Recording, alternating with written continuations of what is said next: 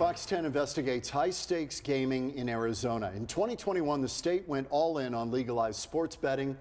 We're now seeing record-breaking numbers, but as many bettors know, the house almost always wins. Sportsbooks continue to collect high revenue, while the state gets a much smaller cut as more gamblers now are seeking help for addiction. Fox 10 investigator Justin Lum joins us live from downtown Phoenix with a deeper look into the sports betting landscape. Justin. John, Christina, as you know, it is a busy time in sports. I mean, the Suns just won tonight. March Madness is underway, but gamblers don't have to come to brick-and-mortar sports books to win big. They're mostly on their phones, chasing losses, and the state is seeing a much higher demand for help.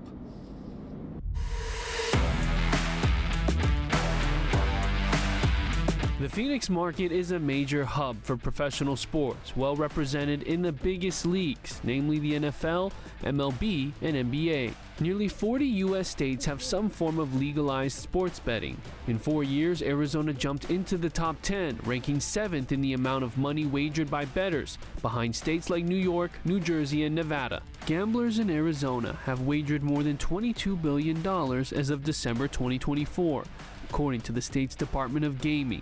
So is this a betting boom? Not a boom for the people of Arizona or for the people of this country. The only people who it's a boom for are the people that own the gambling companies. So they're making money hand over fist. Les Bernal, National Director of Stop Predatory Gambling, says so many are being destroyed financially. Everyday citizens, especially young males in Arizona, are losing thousands and thousands and thousands of dollars. Calls to Arizona's Division of Problem Gambling Helpline have increased in each of the last 4 years. With every sports betting ad, you'll see a 1-800 number in the fine print. We are seeing an increase in calls to our helpline. We're seeing an increase in people seeking out treatment services that we subsidize through our division.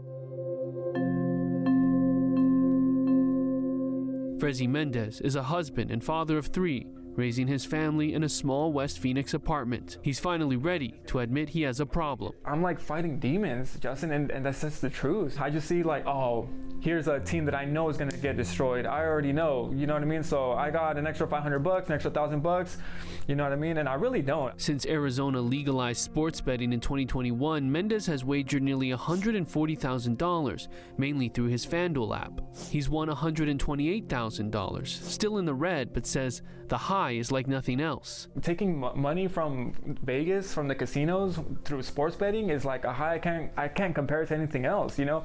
I'm not talking about winning $40, Justin. I'm talking about winning thousands. I'm here talking about let's get some money. Would you say you are clearly addicted? You have a problem? Absolutely. In November 2024, Arizona saw a record-breaking handle with $897 million wagered, blowing past October's sports wagers of $791 million. To break down November, Sportsbooks paid out $811 million in winnings, but kept $84.1 million, prior to $26 million in free bets or promos that are deducted.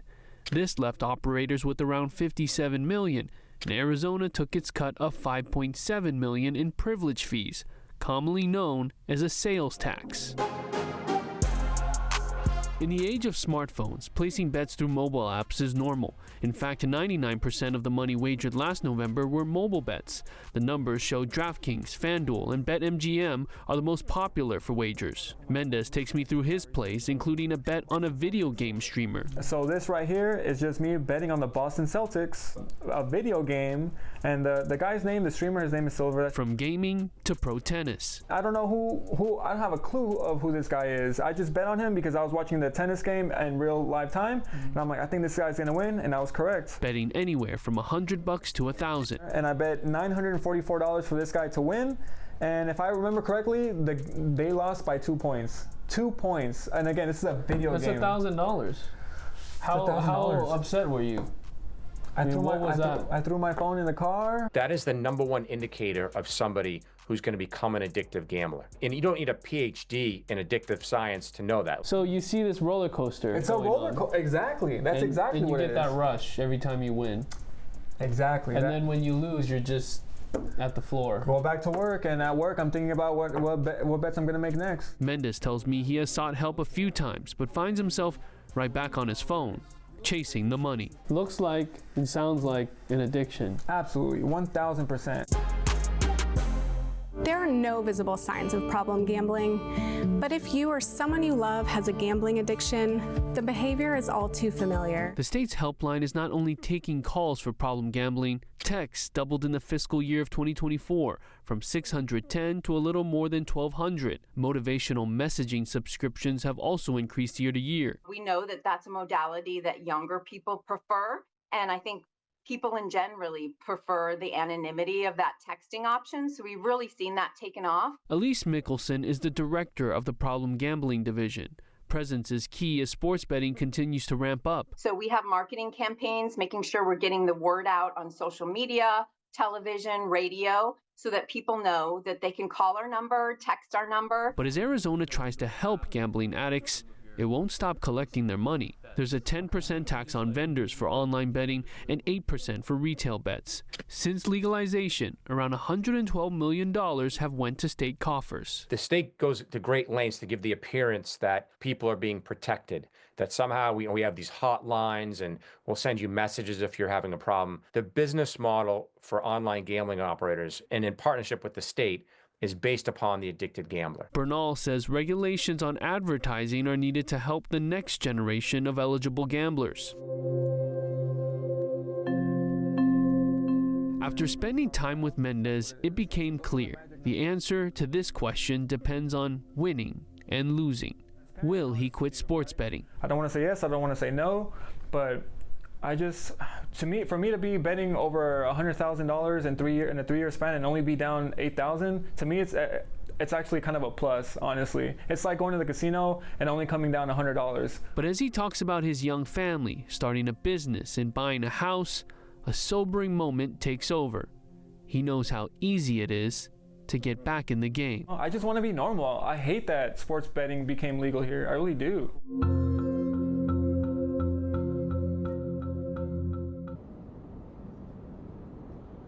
Sports gambling tax revenue goes to the state's general fund, contributions fund, emergency services, education, wildlife, and tourism budgets. John, Christina?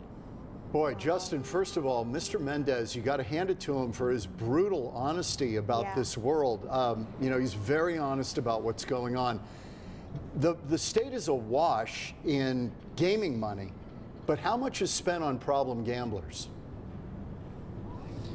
Good question, John. We looked into the numbers. According to the Department of Gaming, the Division for Problem Gambling has spent nearly $1.4 million in the fiscal year of 2024 for treatment for about 992 people. So over the last 3 years or so, it's hit about $3 million, and you just saw state coffers collect around $112 million.